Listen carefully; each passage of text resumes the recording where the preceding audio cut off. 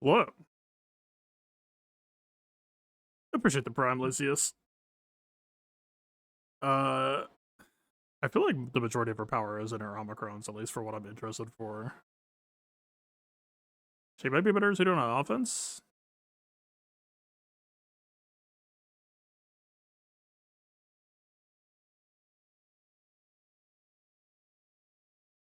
Hello.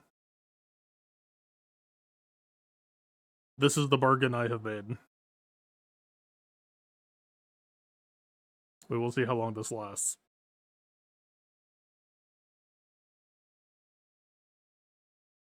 I'm reading one-handed here.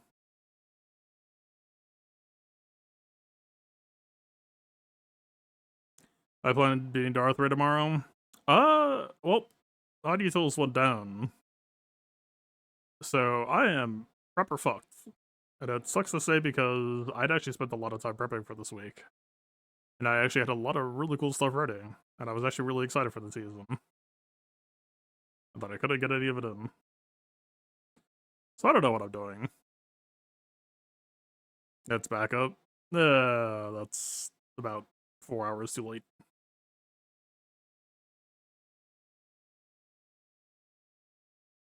Honestly, I kind of want to look at Hunter first. We're sharing this time. It's supposed to be his hangout time. But today went long. I don't know if he's gonna behave, though. This is Buzz. He's 9 months old. He doesn't get to roam the office yet because it's not safe for him. So this is the agreement.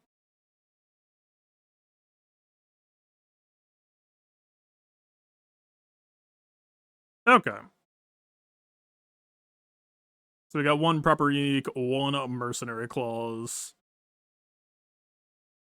My biggest question is when are we going to get Wrecker, because it's kind of the question of when are we going to get a tank designed for new Omega lead. Support Bad Match Mercenary. As expected, we're not getting any of the new clone troopers with the new stuff. That's kind of the dividing line.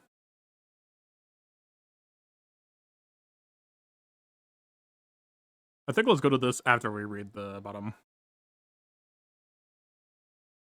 Omicron plus Zeta. Omicron is TW. That's 2 CW, 1 Gs, you know. Well, TW. Well, what's up? The start of encounter, all Bad Batch allies gain 50% max protection. So, reading this in context of Omega Omicron, the team is actually not too interested in protection if you're trying to juggle bonus turns off of the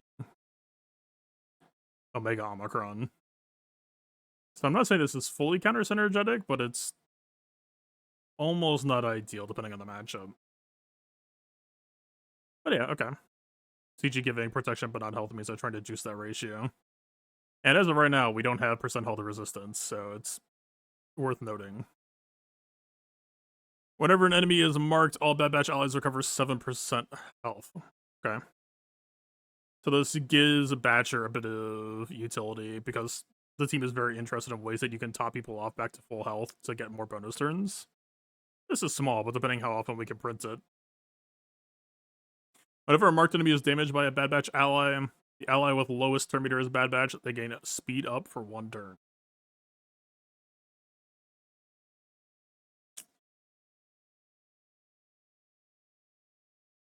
So, it's lowest turn meter, but it's just speed up. This almost kind of feels like Echo. OG Echo Basic. But it's not like doing this multiple times benefits the person with lowest TM, right? Unless there's some way to like cash in stacking buffs. Technically, this would be a bunch of healing for Echo's unique. So that's a bit interesting. Actually, I think the buffs might only be buffs made by clone troopers, but the debuffs are debuffs made by Bad Batch, so actually this wouldn't work for Aga Unique. Whatever marked expires on an enemy, inflict daze and healing immunity on them for 1 turn. Resistible. There's a lot of stuff on this squad that's resistible so far. The start of the marked enemy's turn, inflict offense down on them for 1 turn, which can't be evaded, but still resistible. Whenever a marked enemy is defeated, expose all enemies for 2 turns. And reduce the cooldown of this will hurt by 5. If Hunter has 15 or more stacks of target practice, he gains a bonus turn when marked expires on it. That is some value. But herein we have our first situation where there's a downside to losing your target practice aside from stat loss. I am very, very curious on if this squad is going to have any OAs, which CG said they would. But if they do have AoEs, when is the opportune time to use them aside from the start of the match? In theory, you use them at 0 to try to get a boost, but then you have to just go to single target past that. Whenever Hunter gains a stack of target practice, reduce the cooldown of this will hurt by 1. While Hunter has 40 or more stacks of Soldier of Fortune, enemies are inflicted with buff immunity for 1 turn whenever their buffs are dispelled. Resistible, but that's kind of cool. But a bad batch... He's helping because I'm moving. When a Bad Batch ally loses captive, reset the cooldown of this will hurt. See, this is one thing that has me a little bit concerned at the moment. For better... You cranky.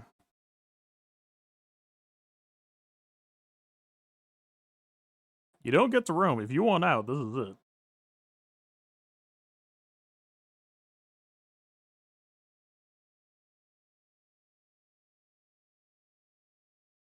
Make up your mind, bud.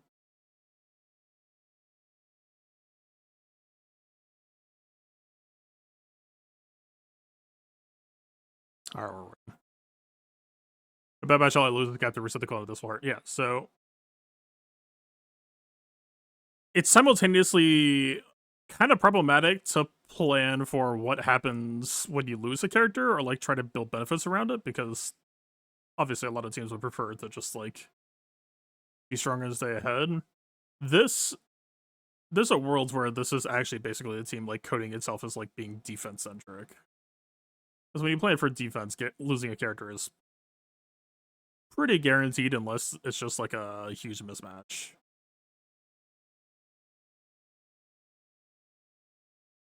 But the thing is, this is when they lose captive, so this assumes the team is successfully filling the minigame. While in TW at the start of encounter, Hunter has this will hurt available. When Hunter gains a stack of target practice, reduce this will hurt's cooldown by 5. There are no Galactic Legends. I assume that means enemy or ally. Shorthand. All Bad Batch allies captive, Bad Batch allies deal an additional instance of damage to the target enemy on their turn. It's kind of a Hunter lead reference, I assume? Or is it just saying you double up your damage? Whenever a marked enemy takes a turn, reduce their max health by 10% a second until the end of the encounter. So we're kind of talking marked in like a Doom-ish role. It's interesting. Okay, Soldier of Fortune. Whenever a marked enemy is damaged by a mercenary ally, Hunter gains a stack of Soldier of Fortune. Whatever marked is dispelled or expires, Hunter loses 5 stacks. Okay, we don't know. We haven't seen the full squad, but there has to be like a mass assist clause, right? Like a Captain Rex type, all allies assist. Because otherwise, this sounds so low compared to how fast you could lose it. It's dispellable from Batcher. I'm assuming that he makes them, but there's a real question of how fast he makes it. And if that's dispellable either. Start of the turn, each mercenary ally gains 3% accuracy for each stack of Soldier of Fortune they have until the start of the next turn. This is the sort of thing that will never matter until it suddenly very much matters. This feels like CG future-proofing in a weird way. Not sure what to think about that.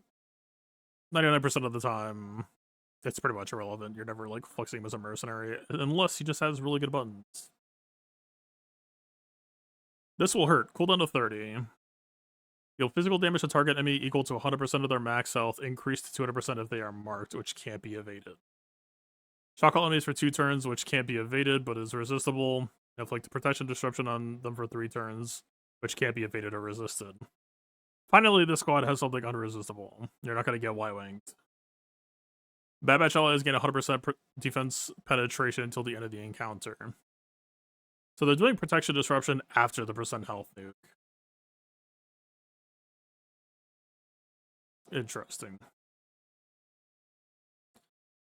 But you're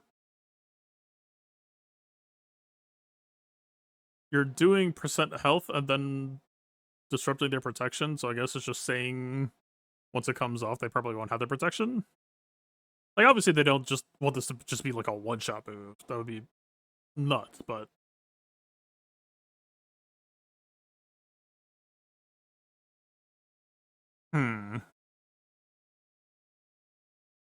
If no enemies are marked, inflict marked on the target enemy for 2 turns, which can't be evaded or resisted.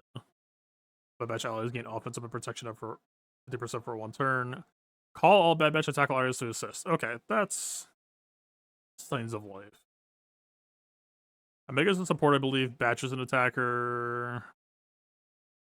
He's a support, so far it's just Batcher. We can reasonably assume that Crosshair will probably be an attacker, and Wrecker a tank. So...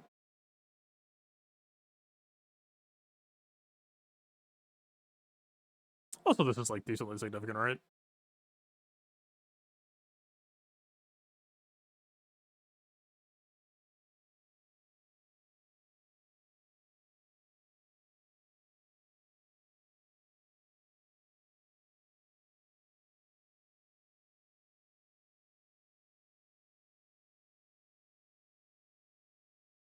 Omega is an attacker, right? Or a support, right? Yeah.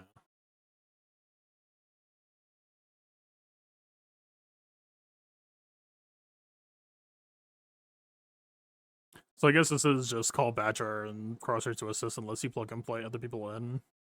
There's slight considerations for that. Well, like the OG Bad Batch, support, attacker, support.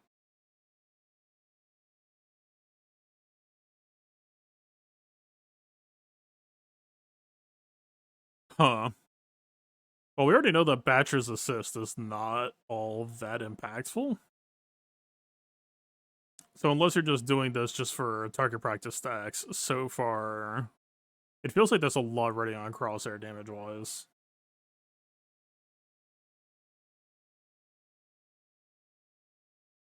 That's really completely well attacker. Yeah, I know.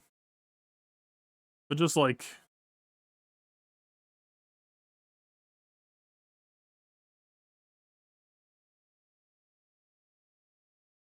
It's still not exactly a barn burner, but the thing I need to reconsider is what it means in terms of all the bonus turns.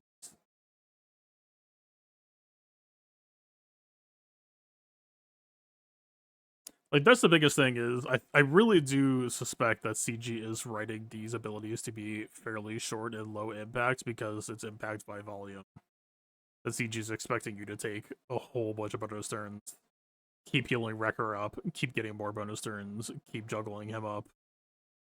But the weird thing about this is, if that's the game plan, the OG batch is almost better at that at the moment. That's what's really hard to gauge here. Right, like, we see some heal on Mark synergy, but you can't re-mark if they already have marked. You have to do this first, and then you have to do Badger. Meanwhile, if you're just trying to health juggle a Wrecker, you've got Echo unique. You've got Hunter doing AoE. You've got Tech doing his first special or his second special. Omega doing her second special. Like,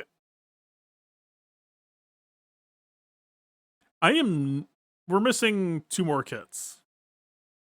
But there is a world where the Bad Batch go full toolkit approach. Where you'll see some matchups and you'll be like, okay, new batch, got this just fine. We're going new batch. There'll be some matchups where, like, okay, I'm actually pretty sure that, like, we'd be much happier going Echo Tech, Loops, Juggle Wrecker, or whoever.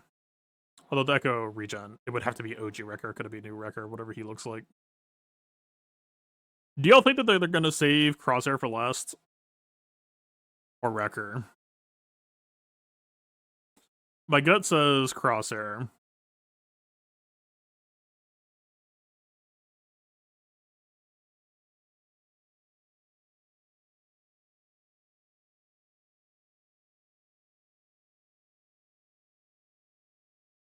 This is cut off, but I cannot fix it.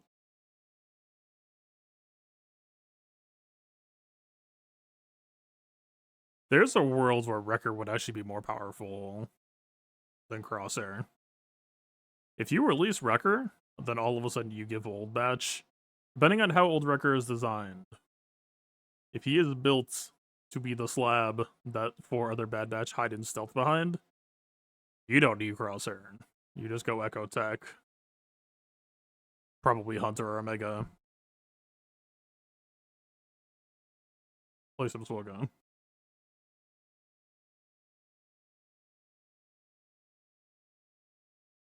Basic 1, DC Blaster. What are you doing?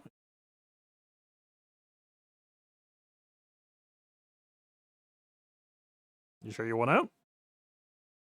Alright.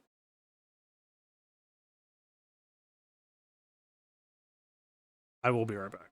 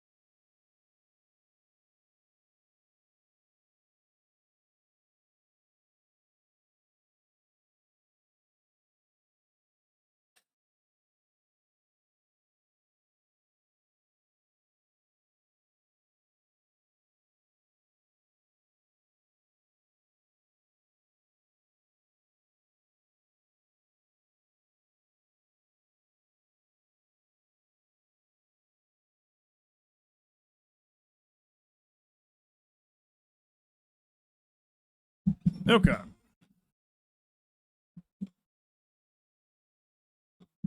He took a big chop out of my mic windshield, so hopefully it's not too bad right now.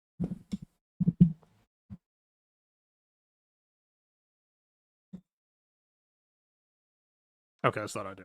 We'll make it through.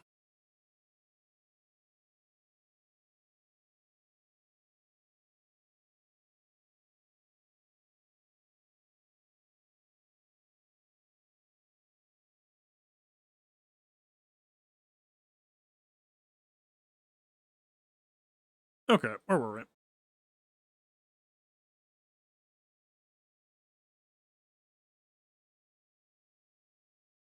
DC-17, difficult damage to target, meaning inflict speed down for them at 1 turn. During Hunter's turn, call a random Bad Batch attacker ally to assist. That is creating an incentive to cut Batcher. That is a bold move on CG's part. And all attacker allies gain crit chance up for 1 turn. If the target enemy is marked, all Bad Batch attacker allies gain 5% offense, stacking max 50 until the end of the encounter. Now their defense reduced by 5%, stacking max 50, which keeps until the end of the encounter. Interesting that we're seeing offense shred come back on a basic attack. And also, if I've been tinfoiling this entire time, this feels like the first confirmation. You don't make a basic that requires 10 casts to stack on a character with a 2-turn cooldown if you aren't expecting them to go a lot. And yeah, so this is CG saying we have control over our destiny. If we want to cut Batcher, depending on how good Crosshair is or isn't, we could just do that. Interesting. Very interesting indeed.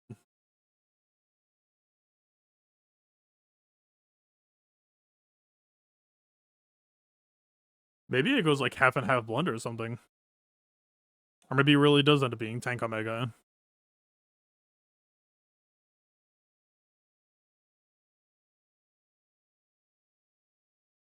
Target is marked all Bad Batch allies stack offense to 50%, and you shred their offense down to 50% per Hunter basic.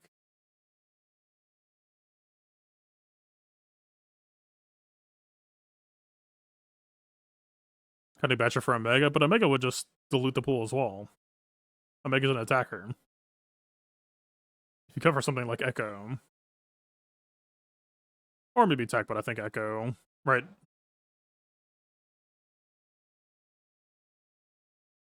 Wait, no. I was wrong. It has to be a Clone Trooper ally gaining or losing, not creating.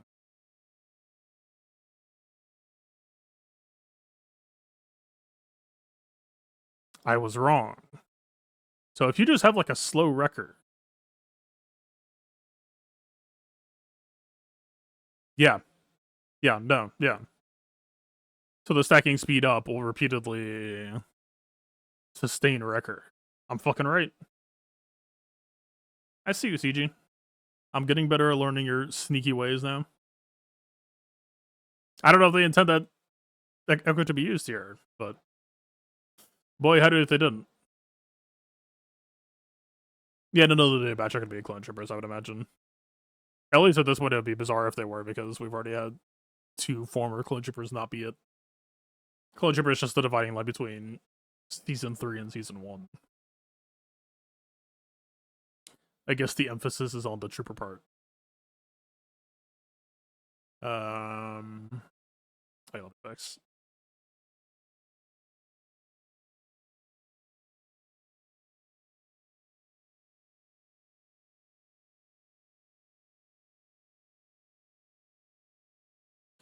Okay.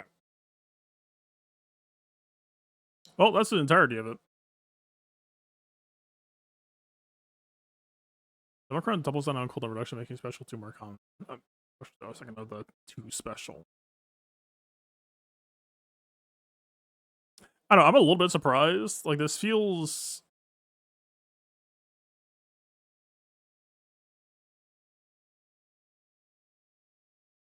It doesn't quite make sense to me that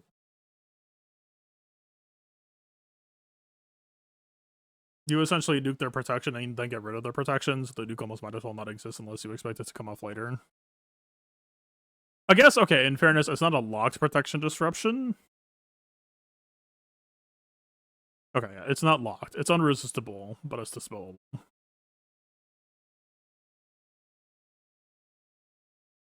Okay, so you're using this to try to put pressure on a target, you give the squad damage pen or defense pen. Okay.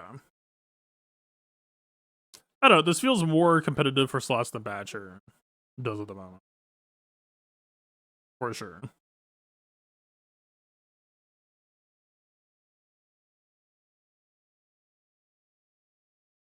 The goofy thing is, Batcher is the one with Taunt Ignore, but, I mean, Echo plus Tech isn't necessarily lacking in Dispel.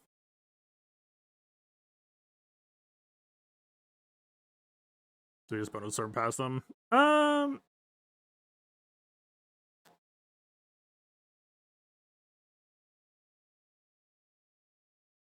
don't know. I wouldn't necessarily say that 501st is thrilled about getting healing immunity plus days plus potential stuns on the clones.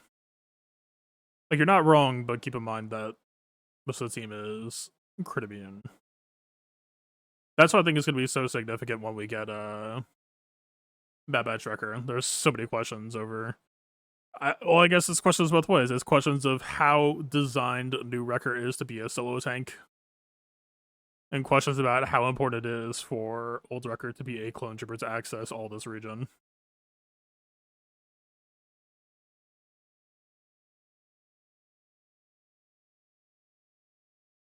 Interesting. Oh, new Wrecker isn't a tank. What on Crosshair will be? Or just saying the team just doesn't have a tank? All that would really do is it would just mean that their R9 for record would do less. So you can't tank tech? Yeah, but the squad comes with a built-in tank tech. It's called everyone else being on a permanent stealth. You don't... He doesn't really need to play around that. The only reason to deny a tank tag at this point is to just deny the R9 scaling.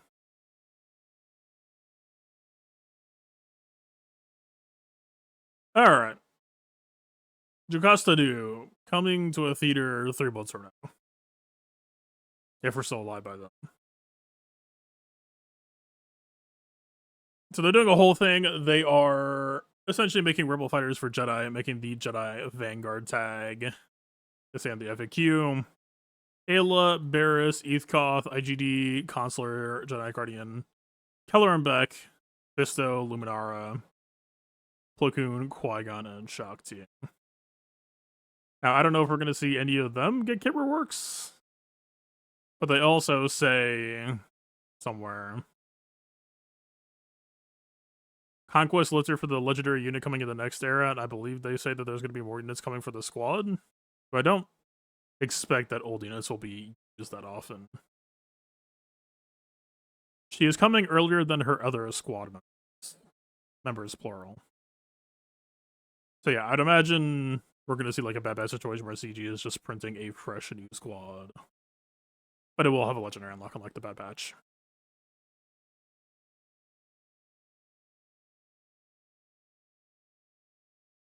Therefore, it is likely we'll add some synergy calls to those units as they are released.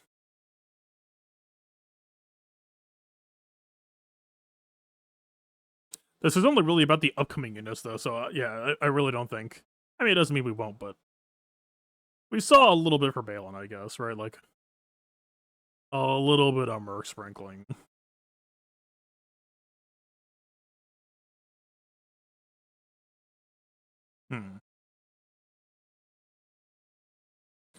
The new Jedi Vanguards will squad just as good with. There are many places to slot her, but Keller and back. Okay, so pretty much unusable.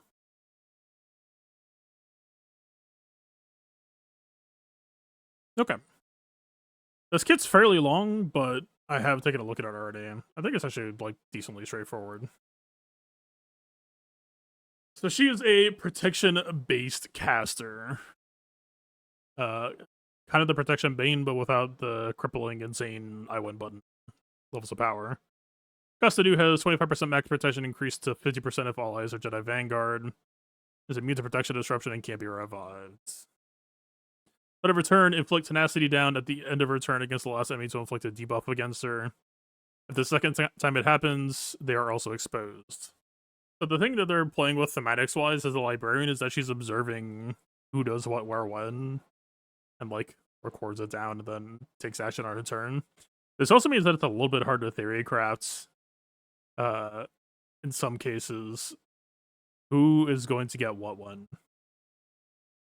Like, this means that her speed is an effective lever to consider, but then you have to, like, start asking yourself what speed the opponent is going to be, and unless you're like, oh, this guild has all of their blank character at 340 speed, so if I go at 339 after they use their 8, right, like, it's essentially it gives us control, but it's almost too impractical to, like, try to work with. And then, yeah, the last person to damage her instead of debuff her gets defense down, and the second time they get vulnerable. Whenever she attacks an exposed enemy, she recovers 20% protection. Whenever she recovers protection, gain 10% offense stacking for the rest of the encounter. This does not need to trigger off of this. Now, when we look at the Vanguard lists, I have some major questions about, like, Keller and Beckmass.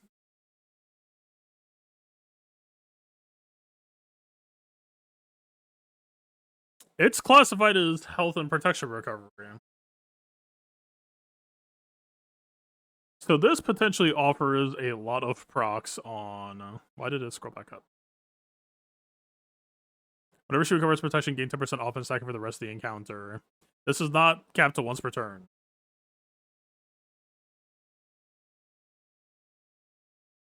So yeah, this... I mean, I don't know how many other sources we have to work with.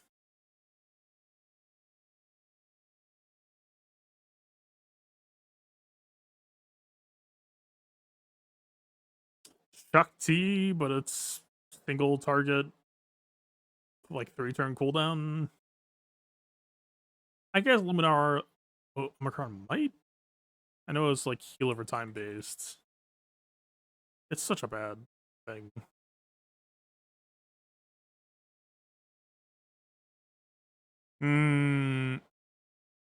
I don't think so. So Keller and Beck at the moment, aside from the new kits being printed, is really the biggest way to interact with this. CG, if you could like minor rework Ayla Sakura to remove the RNG from her kit, that would be like, she doesn't even need all that much in my opinion. Just make it not RNG, and she would actually be like so much more fun. That has been my wish for her for more than 5 years at this point. Anyway, so far this seems like easily the most powerful thing to remember in her kit, and like very much worth feeding.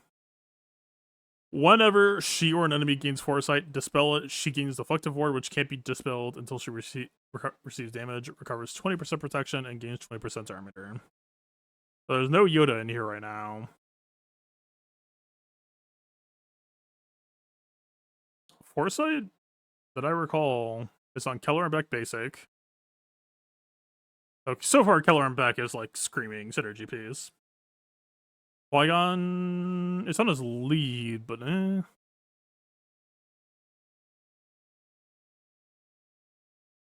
don't think it makes it on his basic.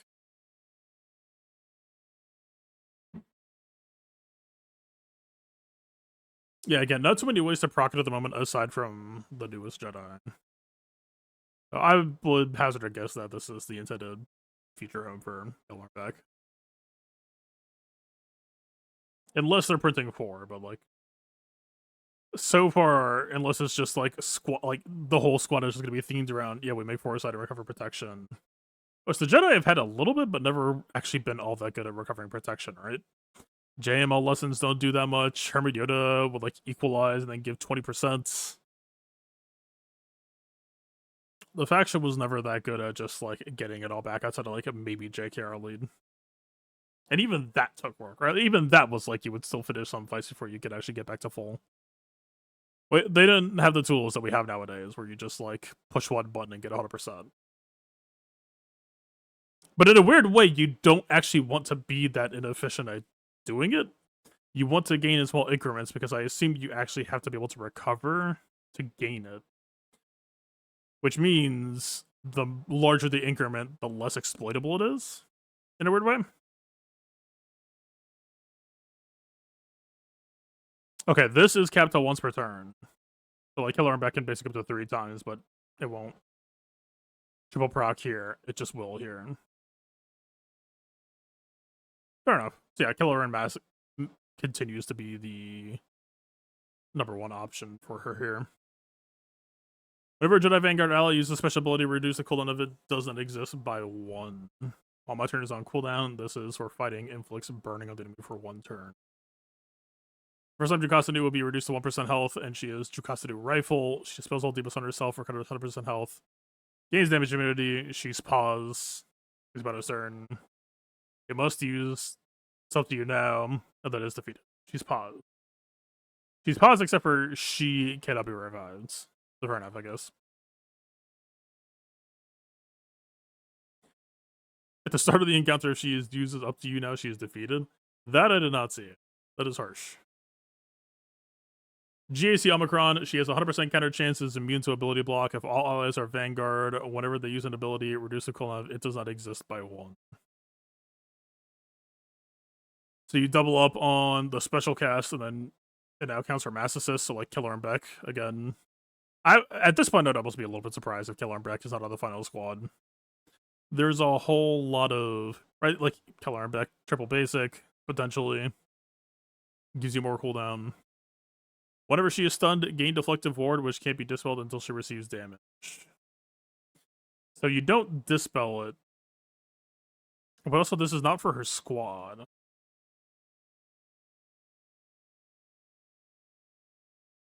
So far, this feels almost a little bit like Ezra type situation. I mean, we don't know what the rest of the character is going to be, but for Ahsoka and Ezra's Omicrons are GAC, but they're very selfish, like self-centered. And then the TW Omicrons are team-oriented, and the end result is you have a way more effective team in TW because they lift the team rather than just making one character's kit more effective. I see. This is a text only. She transforms, she loses the ability by the book. Shh, quiet, and it doesn't exist. Engage 3 new. Basic.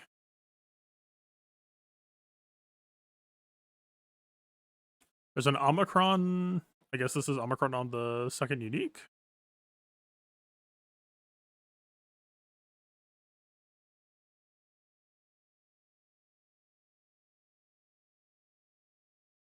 This is kind of a clusterfuck to parse how to read this in order.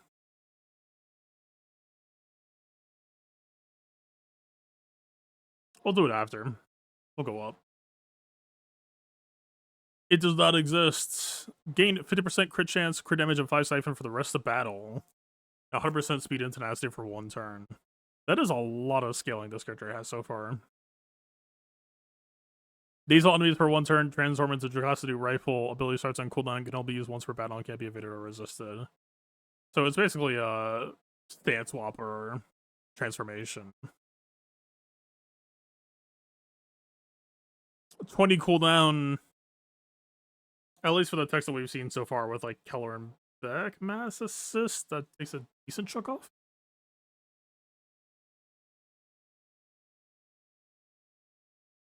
If all allies are Jedi Vanguard, dispel all buffs on all enemies, deal special damage to target enemy, gain speed up for 1 turn, and reduce the cooldown if it doesn't exit by 10. Okay, so use this first turn, Keller and Beck mass. That should pretty much get you there by turn 2. It says that in Omicron, I assume that just means it only affects the transform special down here. Weird.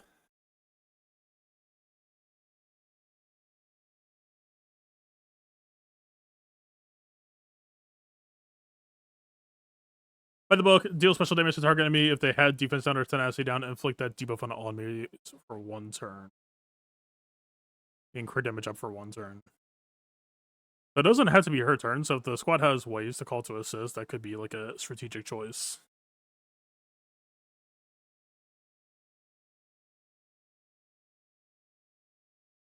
The ability being called, it does not exist, and she's just like fucking cocking and loading a sniper rifle is actually very fucking funny to me. It does not exist or is not about to. Keeps that thing on her. I don't know, that's fun. That's goofy. I'm here for it.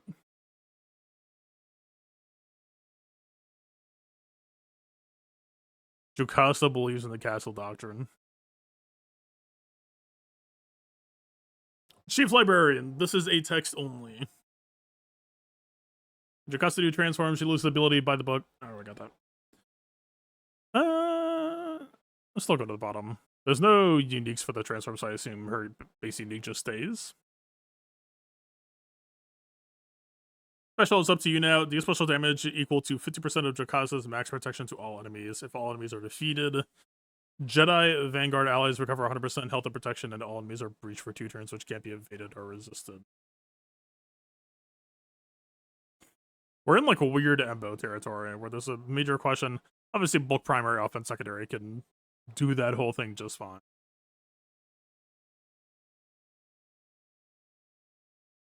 I assume we're talking a crit damage triangle over a protection triangle at the moment.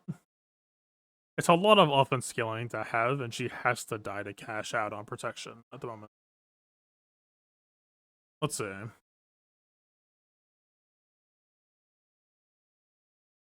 Yeah, so that's it. This is what she does when she dies.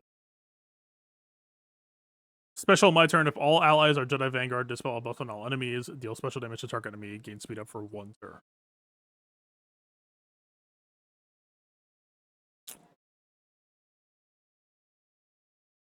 Zeta upgrade. I mean, it's short, but like, we don't know the numbers behind it, so it's not necessarily bad.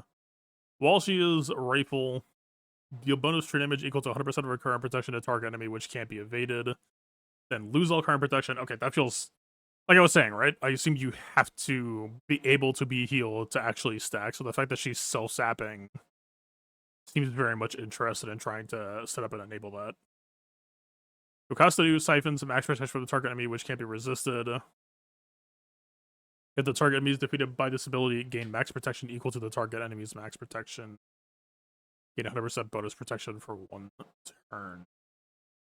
Bonus protection doesn't scale with the stat, so it's just grabbing her health.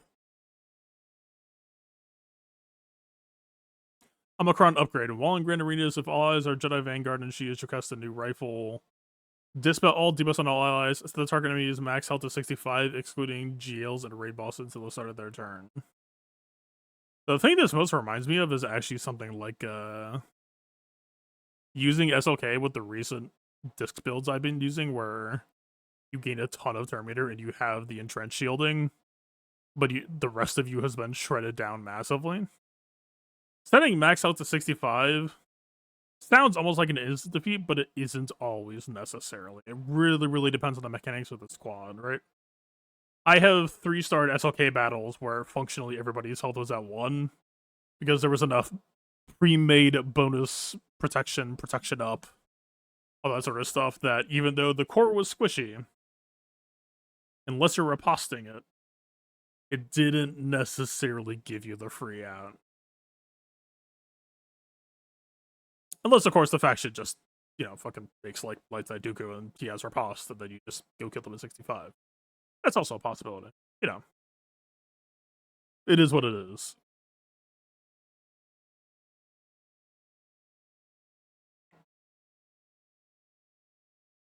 Yeah, so basically a instant defeat.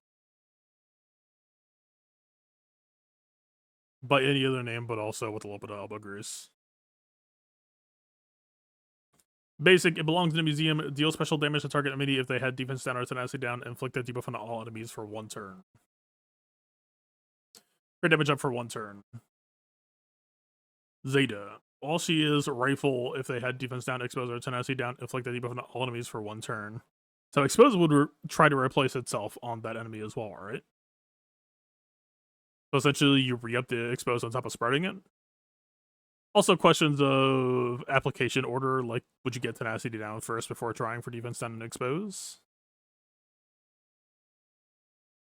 And she gains the opposite buff, so she's potentially playing with tenacity up and defense up. If they had vulnerable, deal additional damage based on 10% of her max protection, then recover 25% protection. Gain 5 siphon until the end of the encounter.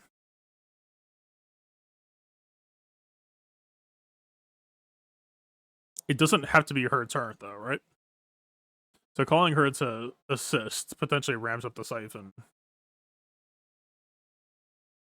Omicron, while in Grand Arenas and choose Yokasta new on her turn, grant each Jedi Vanguard ally every dispellable buff she has for 1 turn. That is a very new squad dependent, I want to say. Like, we don't have Grandmaster Yoda stealing enemy buffs to, like, create a decent offering to steal from. I mean, Shakti gives that offense up, Qui-Gon gives that offense up, Loken gives that defense up, but she already has it.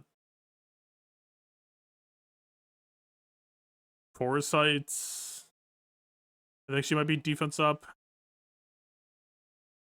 Defense up. I mean, yeah, this mostly just feels like new kid oriented, right? So it's a little bit hard to judge at the moment.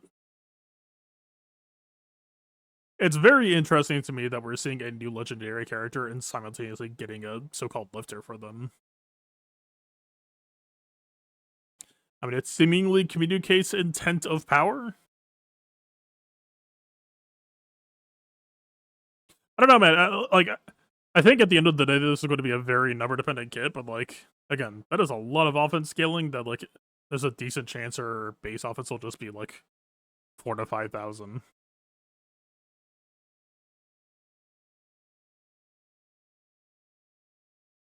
She gains 50% crit damage, and then she gives herself crit damage up, so that's 100% crit damage. She constantly racks up 10% offense.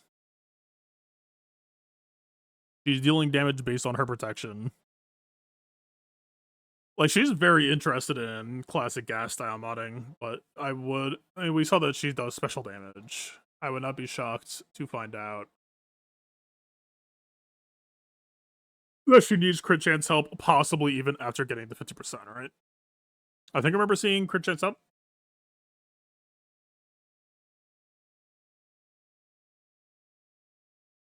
Maybe that was on a hunter. I think it was on a hunter. So she gets 50 for free. That's a crit chance project. I told you. It's what it is. I don't know. Like, again, I know there's a lot of words here, but I feel like the actual way it plays ends up being pretty simple, right? Like, you can just boil this down to, like, you don't even necessarily even need to know this. It's just, hey, if you see tenacity down or defense down, shoot that to spread it, right? There, I just saved you 4 paragraphs. The Spark Notes is heal her protection, make foresight.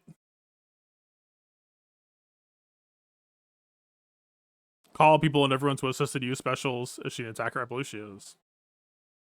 I would be shocked if she wasn't. Yeah.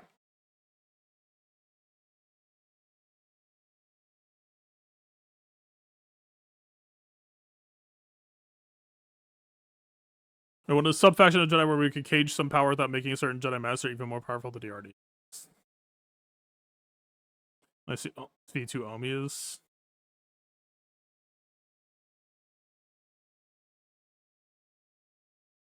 One, 2, 3. I don't know how it's going to be applied, but that's more or less how I read it.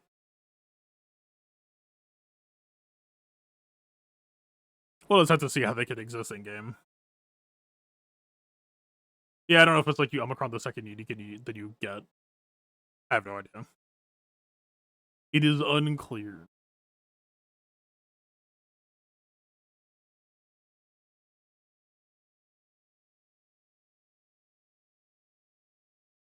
Tactics 6 attacker, and she should get crit chance for mastery. I guess we will see. But yeah, we're like drawing on gas style mods, potentially Embo style mods, potentially. If you ever, I kind of doubt people farm many mods for Embo. But if you have those style mods, this sounds very much aimed towards that. This sounds very much like 3x protection primaries with offense and defense secondaries with speed.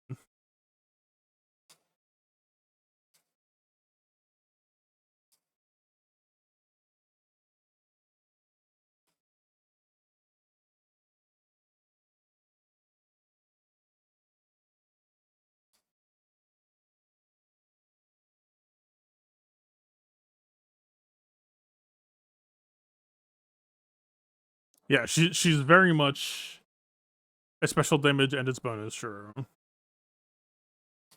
Yeah, I guess we're doing both. Yeah, but they made another conquest card that needs 3 Omicrons. If you're expecting anything different, what do you... Plus, our Omicron income literally just went up by, like, what? 66%? Or whatever. It went from 3 per week to 5 per week. Plus the free traction didn't change. You wait to see what this legendary could do? I mean, pretty much, but, like, you're gonna do the conquest anyway, right? So... just hope it makes something neat along the way. Oh, cool.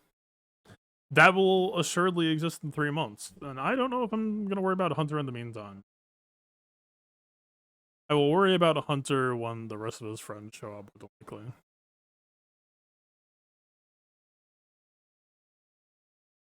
Cool. Seems like a cool idea, at least. Cool to have more Transformer shape-shifting characters. Anyway, I am out of here. Y'all enjoy your evening.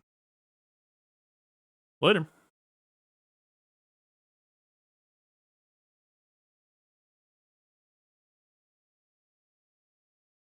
Hunter, this will hurt as strong.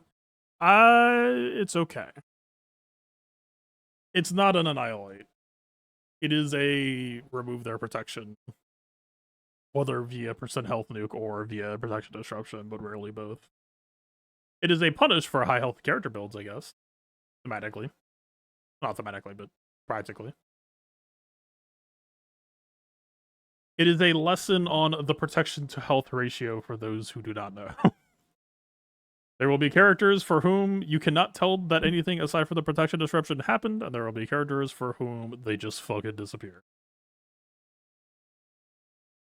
We all learn at some point.